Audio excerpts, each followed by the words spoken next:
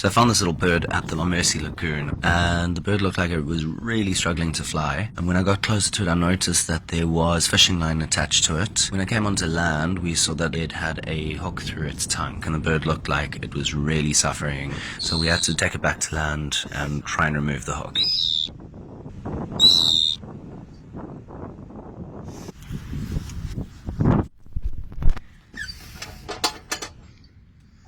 Bieden kan knap. Okay,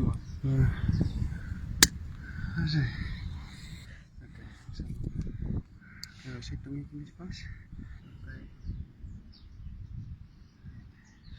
Yes. Yeah. That's it. Ah, yes. There you go.